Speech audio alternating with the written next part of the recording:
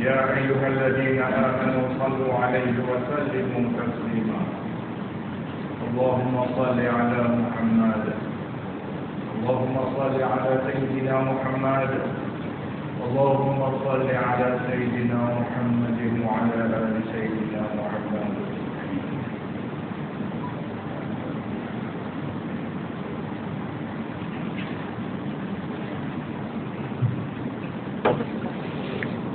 Assalamualaikum warahmatullahi wabarakatuh.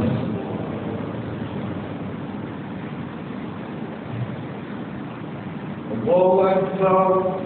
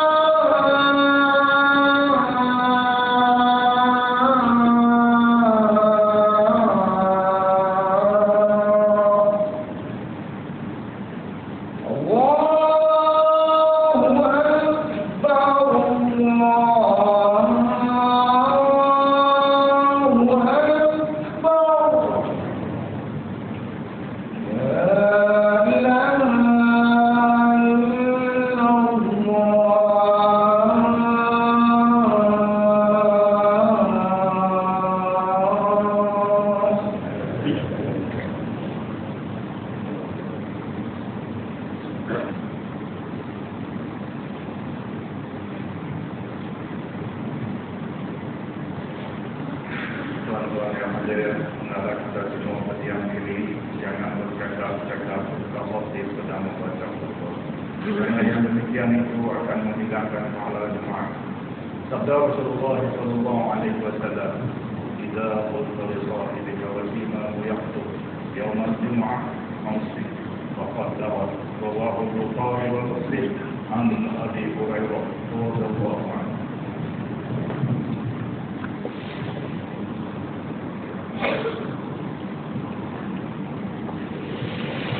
الحمد لله رب العالمين يقبل التائبين ويغفر ذنوب المذنبين ويشكر الطائعين وهو ذو القوة المتين أشهد أن لا إله إلا الله وحده لا شريك له يحيي ويميت وهو على كل شيء قدير أشهد أن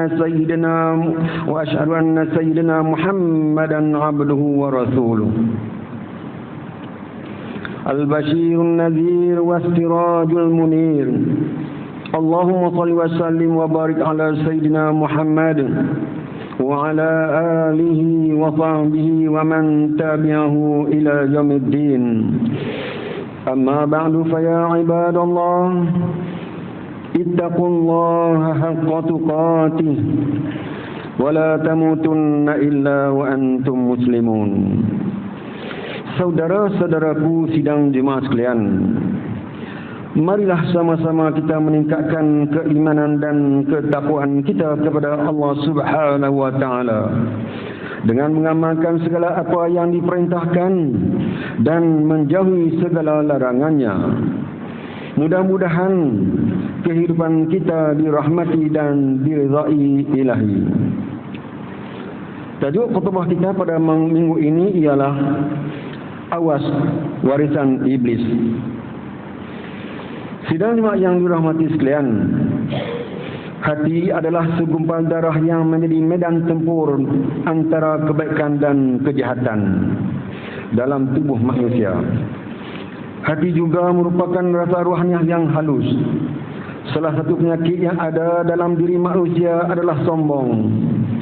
Sifat sombong boleh diartikan sebagai sifat atau tingkah laku yang condong memuji dan memandang diri sendiri lebih baik dari orang lain.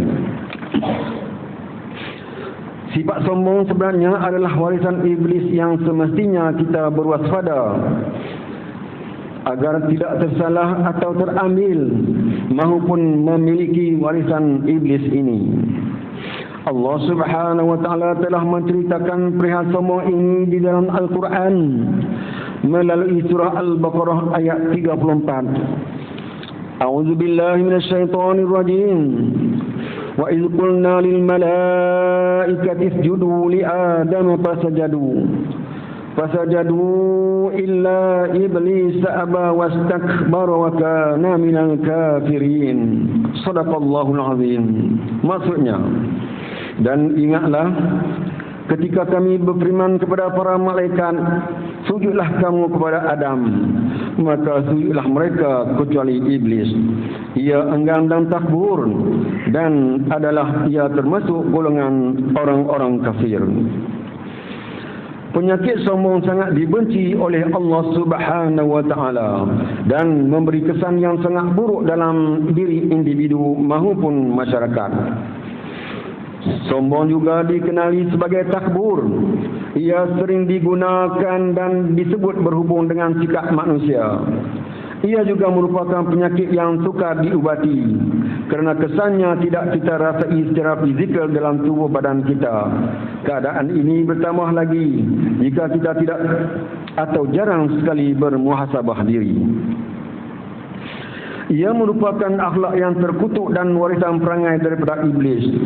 Justru sesiapa yang memiliki sifat sombong atau takbur ini tempatnya adalah di dalam neraka. Rasulullah SAW dan para sahabat sangat tawadhu dan sentiasa merendah diri sesama manusia. Ini jelas terbukti dalam sejarah penciptaan Nabi Adam AS sebagai khalifah di muka bumi ini. Iblis merasa dirinya hebat daripada orang lain. Sebaliknya para malaikat tetap sedar dengan diri mereka. Tiada rasa sombong dan takbur. Lantaran itulah para malaikat mampu bersujud pada Allah dan taat dengan perintahnya. Sidang jemaah yang dirahmati sekalian, orang yang sombong sering berkecenderungan untuk merendah dan menyalahkan orang lain. Malah akan merasa dirinya yang benar dan orang lain salah. Penyakit hati ini tumbuh dalam diri kita tanpa kita sedari.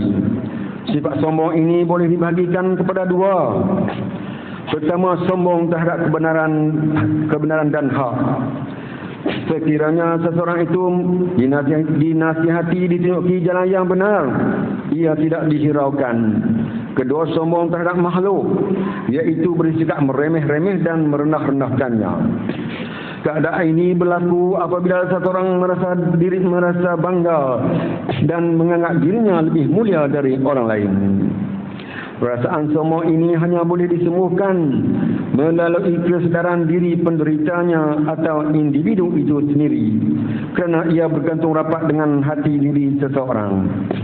Umpamanya, kadang-kadang dalam ibadat pun kita merasakan kitalah yang terbaik dan suci. Untuk mengusir dan menghilangkan sifat sombong dalam diri kita tidak semudah seperti yang kita sangkakan. Firaun menjadi sombong kerana kekuatan tenteranya yang hebat dan dikelilingi oleh tukang-tukang sihirnya sebagai penasihat beliau. Begitulah juga perihal dengan Qarun yang sombong kerana kekayaannya dan dia boleh memiliki apa saja yang ada. Akhirnya kedua-dua mereka Allah Subhanahu wa taala musnahkan dengan penuh kehinaan. Begitulah juga apa yang berlaku kepada iblis. Ia telah diusir dari syurga kerana kesombongannya tidak mahu bersujud kepada Adam alaihissalam. Sidang mak yang dirahmati sekalian, sifat dengki dan dendam adalah warisan iblis yang kedua. Dengki bermaksud perasaan iri hati terhadap seseorang yang mendapat kebaikan atau kelebihan.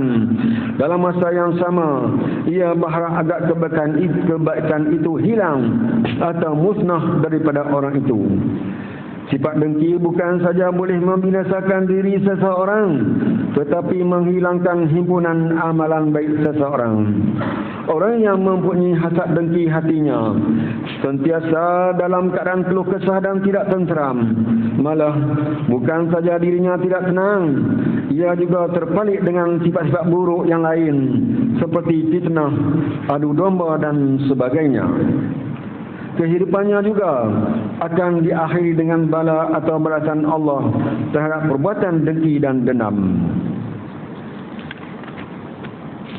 Sabda Nabi Muhammad sallallahu alaihi wasallam, "Iyyakum wal hasad, fa innal hasada ya'kulul hasanat kama ta'kulun narul hatab." Maksudnya, hendaklah kalian menjauhkan sifat hasad dengki, kerana ia menghapuskan kebaikan seperti mana api menghapuskan kayu. Sunan Abi Daud. Muslimin sidang yang dirahmati sekalian, seandainya seseorang yang menganggap dirinya lebih tinggi daripada orang lain, ia juga adalah pewaris iblis. Hakikatnya sifat ini amat dikutuk oleh Allah Subhanahu wa taala.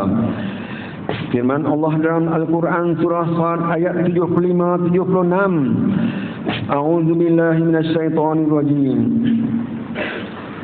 Qala ya iblis ma mana'aka an tasjuda lima khalaqtu bi yadayya astakbarta am kunta minal 'alin. Qala ana khairum minhu khalaqtani min narin wa khalaqtahu min tin. Shadaqallahul azim. Allah berfirman, "Hai iblis, apakah yang menghalangi kamu sujud kepada yang telah kuciptakan dengan kedua tanganku? Apakah kamu menyombongkan diri ataukah kamu merasa termasuk orang-orang yang lebih tinggi?" Iblis berkata, "Aku lebih baik daripadanya, kerana engkau ciptakan aku dari api, sedangkan dia engkau ciptakan dari tanah." Dalam ayat ini, Allah Subhanahu wa taala menceritakan kepada kita sifat ujub iblis. Sifat ujub membawa masuk rasa kagum terhadap diri sendiri, angkuh dan bongkok. Ia juga merupakan penyakit yang sukar diubati dan penyebab kepada seseorang itu memandang diri sendiri dengan pandangan kemuliaan dan kebesaran. Apabila sifat sombong bersemadi dalam diri kita, ia akan membenarkan sifat-sifat buruk dan tercela yang lain. Bermulanya dengan sombong, lahirlah sifat hasad dengki sesama kita. Dengan harapan kelebihan dan kenikmatan yang ada pada orang lain terhapus. Ketika itulah iblis menghasut seseorang itu sehingga melakukan perkara syirik, termasuk penggunaan sihir dan sebagainya. Sebaliknya, memandang orang lain dengan pandangan penghinaan, sikap tamak dan cintakan dunia sehingga melupakan akhirat. Ia juga umpama musuh dalam selimut dan gunting dalam lipatan dalam diri orang beriman. Iblis akan memainkan peranannya yang jahat sehingga menghalalkan segala cara asalkan dapat keduniaan kita. Inilah yang terjadi dalam kehidupan kita hari ini. Tidak mustahil hak orang lain menjadi hak kita. Harta orang kita akan rampas jadi hak kita dan sebagainya. Pada ketika itu manusia akan menjadi iblis atau setan. Sekalipun ia berwajah manusia, tetapi hakikatnya ia adalah jelmaan setan. Sidang yang dirahmati sekalian, iblis adalah musuh manusia kerana sifatnya yang tercela dan selalu menjerumuskan manusia ke dalam perbuatan yang dilaknat oleh Allah Subhanahu wa taala. Sikap sombong, bangga diri dan keras kepala merupakan warisan iblis. Apa yang ditakuti lagi ialah apabila sifat putus asa daripada rahmat Allah Subhanahu wa taala, ia membuka ruang kepada iblis memperdaya seseorang untuk tidak kembali kepada Allah setelah melakukan kemaksiatan dan kejahatan pada Allah Subhanahu wa taala. Justru marilah kita berusaha mengelakkan diri kita dari mewarisi segala perangai iblis. Sebaliknya kita hendaklah sentiasa ingat bahawa kehidupan dunia akan berakhir. Ianya hanya sementara. Kehidupan kita yang hakiki ialah di akhirat nanti. A'udzubillahi minasyaitonir rajim. Inna syaitana lakum aduwwun fattakhidhuhu aduwwa innama yad'u hizbahu liyakunu min ashabis sa'ir. Shadaqallahul azim. Surah Fatir ayat 6. Maksudnya, sesungguhnya syaitan adalah musuh bagi kamu, maka jadikanlah dia musuh yang mesti dijauhi tipu dayanya. Sebenarnya dia hanyalah mengajak golongannya supaya menjadi dari penduduk neraka. Barakallahu li wa lakum fil Qur'anil azim wa nafa'ani wa iyyakum bima fihi minal ayati wa dzikril hakim wa taqabbala minni wa minkum tilawatahu innahu was-sami'un 'alim. Aqulu qali hadza wa astaghfirullahal azim li wa lakum wa li sa'iril muslimin wa muslimat wal mu'minin wal mu'minat fastaghfiruhu fa ya fadhal mustaghfirin wa ya najatat taibin. صلي وسلم على سيدنا محمد وعلى آله وصحبه وبارك وسلم ورضي الله تبارك وتعالى عن كل الصحابة رسول الله أجمعين.